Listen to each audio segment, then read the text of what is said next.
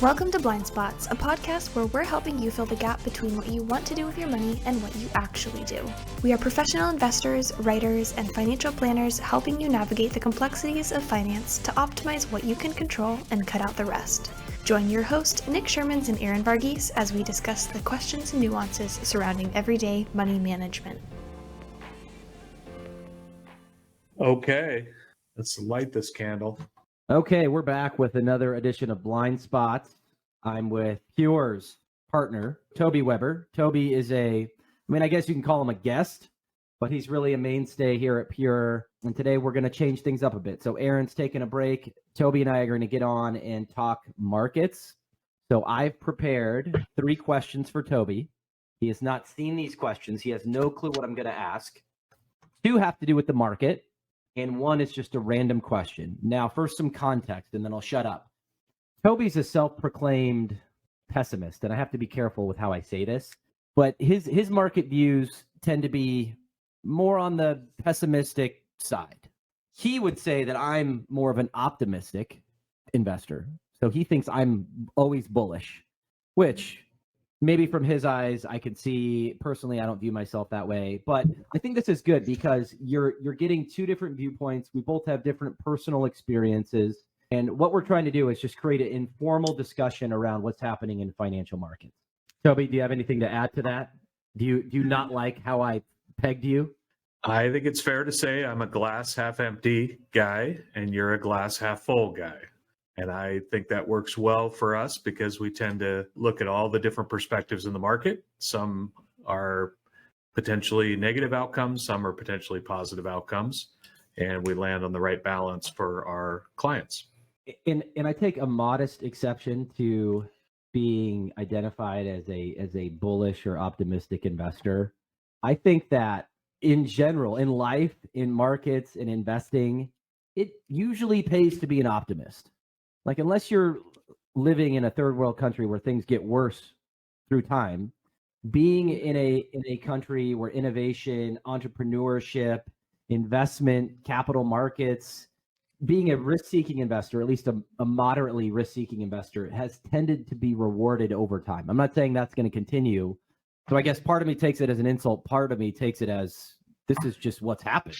Which is perfect because part of me takes me as a pessimist as an insult, and part of me accepts it as potentially somewhat true. So I think we're on the same page there.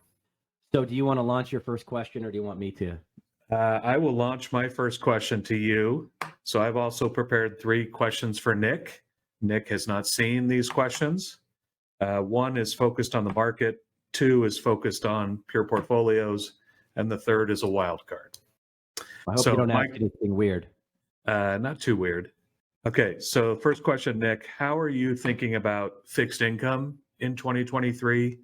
Fixed income got crushed last year. Rates and inflation remain somewhat elevated in 2023. We've seen a strong jobs report recently. The CPI rate declined month over month with the news this week, but maybe not as much as anticipated. The Fed funds rate, expected Fed funds rate moving forward is trending towards 5.5%. So how do you think about fixed income for client portfolios in this environment coming off a difficult 2022? That was like 9 questions packed into some comments. So there's a lot to unpack there. And I've wrote about this in the past, and I'm a big fan of fixed income. I always have been. And I think this is an exciting time for fixed income investors because fixed income finally has income. That has not been the case for 10 years. So while fixed income has usually served as a buffer for when equities act squirrely, it's been missing the income component. Okay, now that's back. And when you look at fixed income markets, bonds is another word for fixed income. When you look at the bond market over the last 100 years, starting current yield is a great predictor of future returns. Okay, so when you look at yields these days, let's look at the US Treasury market. The 10-year is at a shade under 4%. It's like 3.8 something. That's a pretty good precursor to what you could expect on an annual basis for holding that bond for the next 10 years. And I think fixed income in general is very confusing, but a bond is essentially a contract. So we tend to lean into individual bonds because you know exactly what you own, you know exactly when you're going to get paid, you can identify the credit quality, and it's a contract. You very much can set your watch to what to expect. Now, if you're buying junk bonds or speculative bonds, there's some credit risk in there, but the bonds I'm talking about are backed by the full faith and credit of the US government. So I think the bond market in general is more attractive than it has been in a decade. Okay. Now, the second part of that on Fed and inflation, what is interesting to me is the Fed is talking tough on inflation. The inflation report we just got for January was a little hotter than it's been. Okay. The Fed continues to say we're going to be aggressive, rates are going to be higher for longer. But when you look at actually what has happened to bond yields, especially on the longer end of the yield curve, and when I say longer end of the yield curve, let's call it 10 years and beyond, those yields have actually come down. So the market is not buying what the Fed is selling. The market, the longer end of the market, is influenced by the Fed, but more importantly, our inflation and growth expectations. Okay, the market's essentially extending a middle finger to the Fed and saying, we're not buying what you're selling. We're not buying that you're going to keep rates elevated and keep increasing rates because those long end yields tend to go down. Now, I can tell you, I've wrote a lot about investing in short-term bonds. That's the area of the yield curve where the Fed has influence. They can instantly affect the yield on short-term bonds. When I say short-term bonds, I'm talking maybe a year maturity. Okay, those are heavily influenced by the Fed. Okay, that's a great place to clip yield. The yield curve's inverted, meaning shorter yields are higher than longer-term yields. It allows you to be flexible. Those bonds mature sooner. You can get the funds, reinvest at higher rates, reinvest in equities. A lot of people have asked me, why in the hell would you buy a 10-year bond or a 20-year bond? Okay, and I think that's a valid question. You would buy that area of the yield curve because when the stuff hits the fan, you would expect, based on previous cycles, for those yields to drop, those bond prices to go way up. So that's a lot of talking for me. I'm going to pause. Did I even answer your question? Yes, I think you answered the question. You're more experienced at these podcasts, so you've got a lot to add there, which is great. So I think you asked and answered that one. Well, and if I could, this might sound like I'm self-promoting, but if I could say there's an area of the market that I most closely follow, that I'm most closely interested in, it's definitely the bond market, because the stock market on any given day can be schizophrenic. Humans trading with other humans can overreact on the upside and downside. The bond market, no one's buying a 10-year US Treasury thinking that they're going to get rich. It's the smartest capital on the planet. It's institutional investors, very sophisticated investors voting with their capital. The bond market often sniffs out what happens next before anybody even knows what's happening. I take a lot of my investing cues from the bond market. Yeah, I think in many conversations with clients recently, they're frustrated with fixed income, which is why I asked the question. Because, hey, even in good times, fixed income, you're only making, 1%, 2%, 3%. And then in a year when fixed income was supposed to be a help, when the stock market was down double digits, fixed income lost money too. So you have some people I'm talking to, reasonably so, saying, what's the point of fixed income? And I think from your perspective, and you can expand on it, but it also serves as a really more of a risk reduction component of the portfolio. So maybe talk a little bit about that relative to fixed income. Well, I completely understand investors' frustration with the bond market, especially last year. And it turns out that high inflation and higher rates are bad for all asset classes, not just bonds, not just stocks, but crypto, for real estate. There literally was a handful of places to hide last year, and probably less than that. And I think what is becoming obvious in hindsight, back to my first comment, starting yield are a great predictor of future returns. When starting yield zero, like I shared in my last commentary video, the yield curve back at the end of 2020, like a one-year bond was yielding 8 basis points or 0.08%. So that margin of safety was non-existent. If rates went up, fixed income had to lose. However, we were coming off a 30-year period where interest rates had done nothing but go straight down. We had not dealt with inflation for about 30 years as well. So it really was a complete 180. And I think people in general, when trends reverse, when inflation when an inflection point happens, either bad or good, people tend to go back to the drawing board and want to throw the baby out with the bathwater. Bond investing is the oldest form of finance. It's borrowing and lending, which has been going on for thousands of years. Okay, that's not going away. Governments, companies, people, we all need to borrow money in some capacity. I can tell you this environment has really switched the equation. It was good to be a borrower the last 30 years with rates going down and being low. Not so good to be a saver, right? You saunter in your Bank of America, you want to put money in a CD, and the banker just stares at you. You're getting nothing. That equation is flipped. It's good for people that don't have debt, that aren't borrowing, that are savers, that are looking for portfolio investment income. So again, if you're down on fixed income, this is not the time to be down on fixed income when the equation has flipped in your favor. And along those same lines, how do you think about cash in today's environment? We've seen yields on money market funds go from less than 1%, over a year ago to 4.5% today. How do you think about cash and the idea that, hey, maybe I just leave my money in cash and don't subject myself to the vagaries of the bond market? Cash really is taking the low-hanging fruit and like the most obvious thing, and it might not be obvious to our listeners, but big banks are not your friend. So if you have cash, like if you have more cash than you need to live, or you don't have an immediate need for that cash in the next year, let's say, get it out of your big bank. They're not paying anything still. Okay, so find a money market fund, buy some U.S. Treasuries short term. I mean, you can basically look anywhere. Find an online bank. You can look anywhere beyond traditional brick and mortar Wall Street banks and do better with your cash. The second part of your question was, how does cash stack up to the bond market? Okay, so know that a lot of those money market funds are investing in short-term U.S. Treasury bonds. Call it 3-month, 6-month, 9-month maturity. So, I think one of the money market funds that we use at Schwab is like 4.4%. That's coming from the U.S. Treasury market. And a lot of those money market funds are mandated to invest a certain way. Like you can't buy a high yield bond in a money market fund. So no, that's pretty safe, pretty sound. So that's fine for short-term monies, or if you're risk averse. If you're comfortable and you've got a long-term asset allocation and you have a risk profile and you've got your target mix and you work with an advisor or you're doing it yourself and you have a framework to make decisions, it's probably okay to take some credit risk in this environment.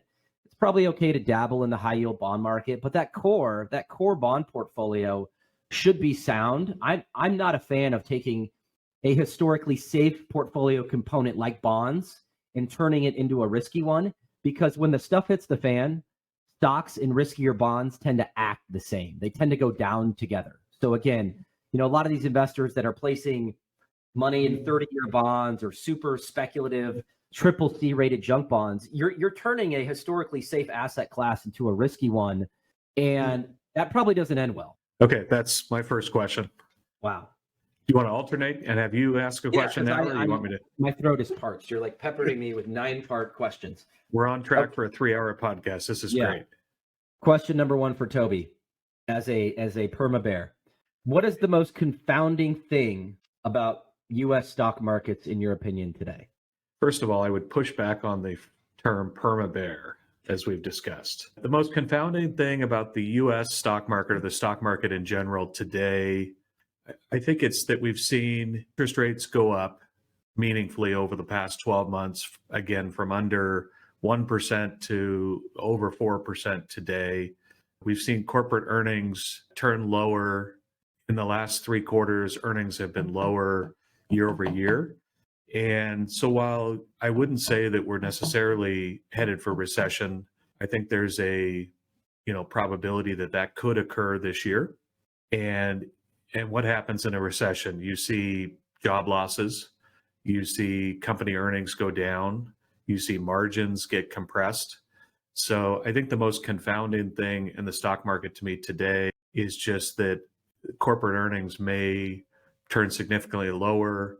And when you present value those earnings using a higher discount rate, the stock market, you could make an argument the stock market should be lower. Now, the stock market doesn't care about that. Stock market doesn't care what I think. So we remain flexible here at Pure. We continue to follow our rules at Pure. But that's probably the most confounding thing to me, is that earnings are definitely trending lower. Guidance has been for lower earnings in 2023. Interest rates are higher, and that formula would potentially argue for, a lower stock market value. Care to push back, Mr. Bullcase? I have some general observations. I can't disagree with anything that you've said. And I think paying attention to the value of anything is important. And in general, and this is true for stock investing too, your current starting point could impact your future returns. So the higher the starting point, the more muted future returns are. Conversely, the lower the initial starting point, the potential for higher future returns. And markets, if you've looked back the last 20 years, have been perpetually overvalued by the definition of, you can look at PE ratio, forward, trailing, the CAPE ratio, cyclically adjusted, whatever you want. Markets have been expensive. And I think what you saw last year was kind of a reset of that. What I would push back on is traditional metrics like the Warren Buffett value style of investing was really great when we were an economy made up of railroads and utilities and old economy, boring businesses, making cereal, making stuff, making widgets, making cars. That's still true today. But if you look at the composition of the US economy, it's more service-based. A lot of these tech companies are valued based on future potential, intellectual property, trademarks. Much harder to value the tangible worth of something like that. And then you look at the sectors too. Like if you look at the mid-90s, energy was the biggest sector in the S&P 500. Energy is now a fart in the wind. I mean, despite a really good 2022, it's still one of the smallest sectors in the S&P. What's big is tech. Tech would be even bigger if they didn't play these shenanigans and reclassify Amazon as a consumer communications company or whatever they did, a couple of years ago.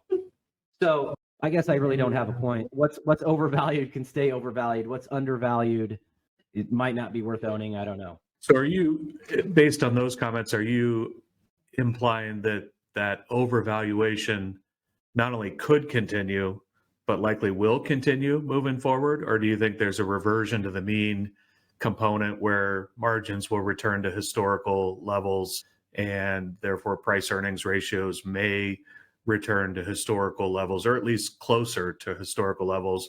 Or are you thinking we're in a new environment and we're not going back to where we were previously? My thinking is less micro, less what's happening now, and more just the psychology of the average investor. And I think there's a lot of problems in this country. I don't doubt that.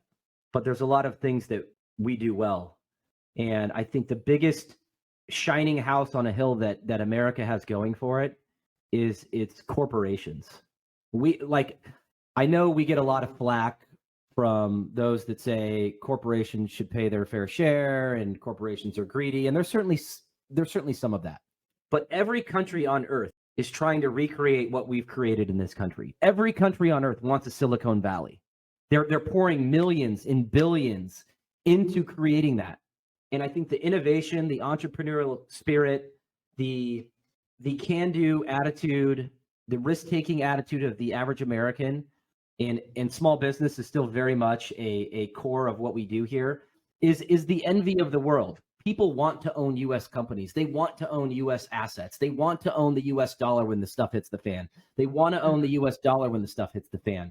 And I think it all starts with capital markets that function, property rights that work, intellectual capital, investment, forward-thinking companies. I mean, I'm telling you, people want to own U.S. assets. They want to own U.S. companies. So not going to answer the question then? I'm not really going to answer that, but I can tell you there's almost an animal spirits belief that U.S. stocks can do no wrong. Like a lot of investors buy the dip, a lot of foreign capital still flowing into this country. I think that's a massive understated tailwind to U.S. markets and U.S. investors.